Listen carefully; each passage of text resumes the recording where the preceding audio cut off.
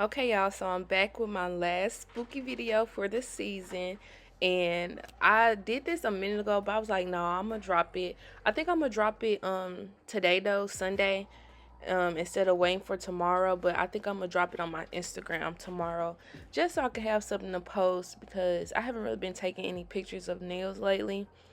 I really just want a new phone, but that's a whole nother topic. But so I'm starting off with my Risoditum tips. There are just flat and square tips, and my client pretty much got the full length of the whole tip. And we are doing black as a base, and of course I'm using my Notpolish. If you haven't tried Notpolish black, I definitely highly recommend. As well as their white, because it's not really like all the other ones I try. Y'all know how sometimes black and white is just a pain to work with. I don't have that problem with them, and especially with the white. White is very sticky, and non-polished white is top tier, and also the black as well. It's very very black. Um, so I'm gonna slow it down. We gonna come in closer so we can see what's going on. Don't be shy. Come in, come in. So first things first, with the acrylic, I pick up enough acrylic to make sure the nail is not too thin and that it can cover the whole tip. So I pretty much like to do the tip all in one bead because it just saves time. I know a lot of times people just say, oh, however many beads it takes, that's just what I'm going to do, which is a great mindset because, whatever it takes is just whatever it takes.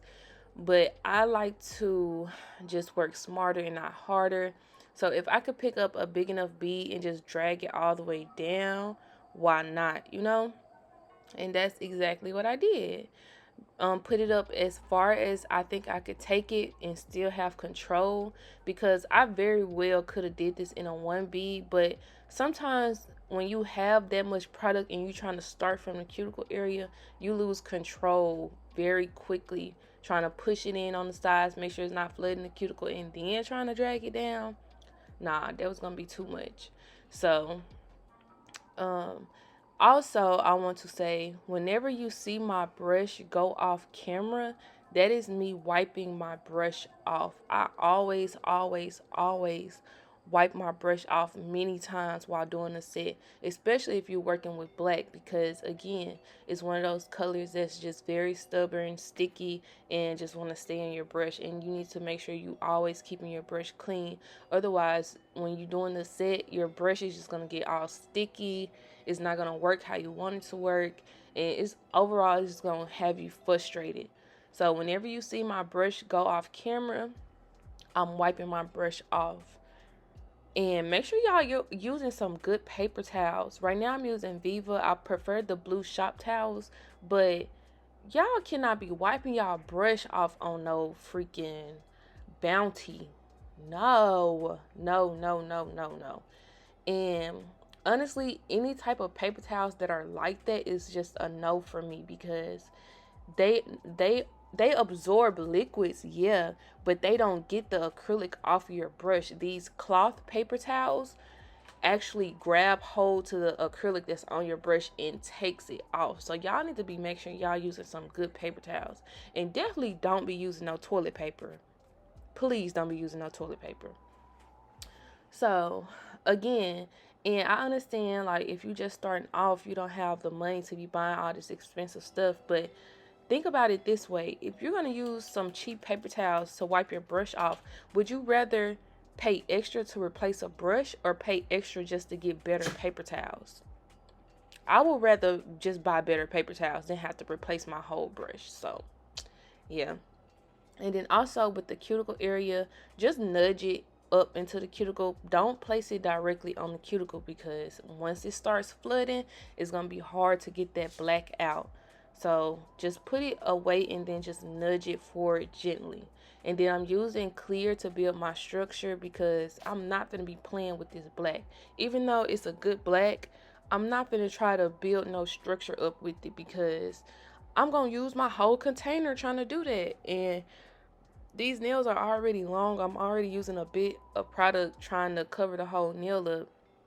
And you think I'm finna waste all of it trying to build structure? No, I'm gonna use this clear because clear is stronger anyway. Build that structure up. I'm gonna put it by the cuticle and I'm gonna drag it down until I like what I see. Now, make sure you kind of use this clear kind of wet, because if it's too dry, it's gonna make your black look kind of foggy. But y'all know that, like, if you use clear and it's too dry, your bead is too dry, it's not gonna be super clear. It's gonna be foggy. So make sure your bead is kind of on the wet side when you use that clear, um for that reason, because you want your black to stay black.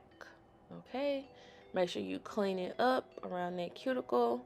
And you see she don't really have that much black on her skin because I was constantly wiping my brush off, and as well as the product just being a good product. Boom. And if you need to add more, add more. So here is the side profile of the nails I just did, just application. This black is so pretty. This is after I filed and shaped them. Make sure I sealed my cuticles really good, and y'all can kind of see how thick they are. So I didn't realize how tedious this design was actually going to be. I already did the other hand, so this hand I was a little bit more comfortable doing it, but that doesn't mean that I still wasn't stressed out. So the reason why the nails look kind of glossy right now is because I always put protein bun down before I start drawing. I know a lot of times people like to do base coat, top coat, um, yeah, or some people just don't use anything at all. I personally love using protein bun because, one, Young Nails already promotes it as something you can put down before you do any type of polish. They mainly say before you top coat, but any type of polish is good to put this down because it's gonna help it stick and, just not move for real, because protein bun is very sticky. It's the stickiest primer I've ever used. I love it. Um, the only thing is with that, you do end up using a lot of product if you plan on using protein bun, to put down before you draw. But I don't mind buying it because if it's gonna make my life easier, I don't mind spending that extra coin. So pretty much like I said, it helps so the polish doesn't seep into any cracks. Y'all know sometimes when you drawing like a French tip, line art, anything you drawing and you start drawing and then the lines just start blurring out. It's just start not being crisp no more, fading out into the edges, and it's just like you gotta start over or you gotta keep cleaning it up. This helps so it does not move at all, and it works good, especially if you're using a polish that's typically on the thin side when it comes to their formula, because D&D I would consider a thinned out formula for polish compared to, let's say, like Valentino. So now what I'm using right now is Gelixir, but I also have this. Oh, no, that's Beatles. But I also have this Beatles liner art gel thing that I'm using right now. And you can kind of see it right there on my screen. But I like Gelixir because of the color is like white out. It's white. But I love the convenience of that Beatles handle and the liner already being there. So I just go back and forth, honestly. I was using my Galore 25mm brush, but I quickly just tossed it because that was just way too long to be trying to do this with. So yeah. Um Honestly, at first I was overthinking this design on the other hand, but once you get the dotting tool right and you make dots, make 4 dots, or depending on where you at on the nail, you make your dots and then you draw a line in the middle, just straight down the middle, and then slowly just start filling it in like how I'm doing now. Just take your time. The parts in the middle where the 2 circles meet, leave that part for last because you really want to take your time really making sure that looks nice. But you want to make sure that you kind of draw a heart for the circles. act like you're drawing a heart, just so you need the bones to actually stick out. And that's what I'm doing right now. I'm trying to make the bones actually bigger, because right now they just look a mess. They look a mess. So right now I'm extending it out, acting like I'm doing a heart. I'm going to come out, make that wider, and then bring it back in. And so this one would be an upside down heart. I'm just going to make it wider. Really take your time with this. That little part I just put was in slow motion, but now, not slow motion, regular time. And now I'm speeding it up because I was like moving slow.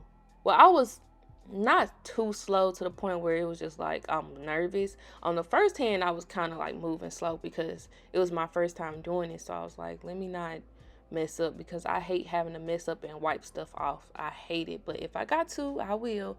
I just will rather not.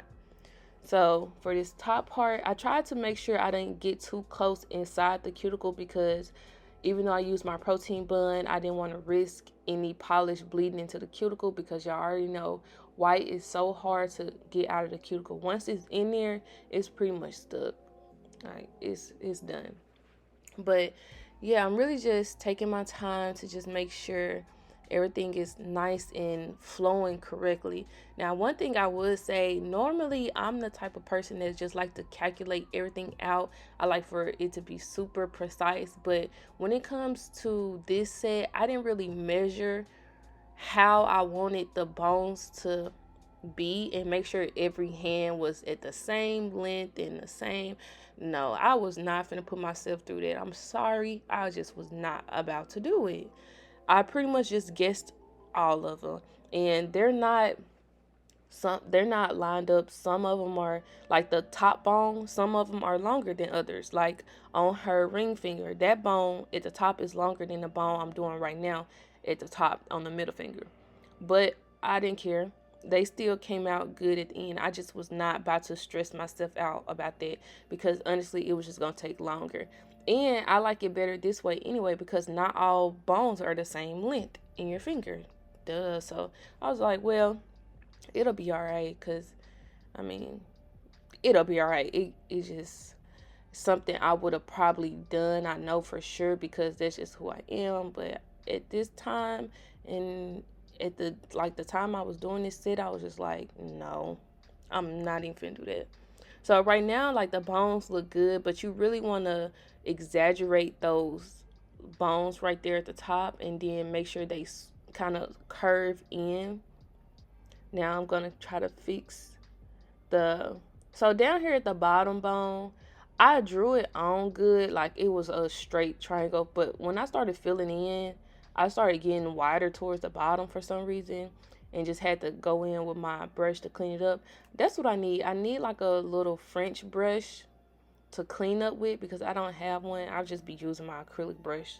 Child, ghetto, I know.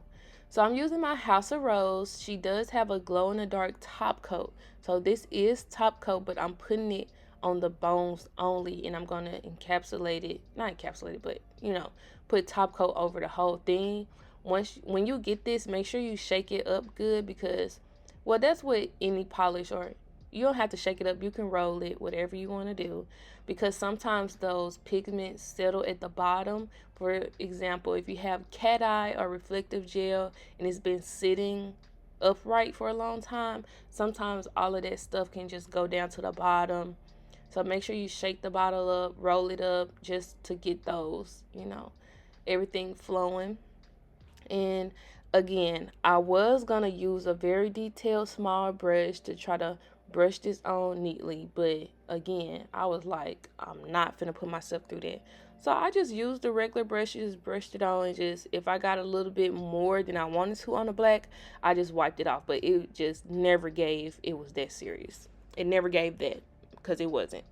And I'm really loving how these turned out, and I'm so glad she got them super long, because it just makes the look come all together very, very nicely.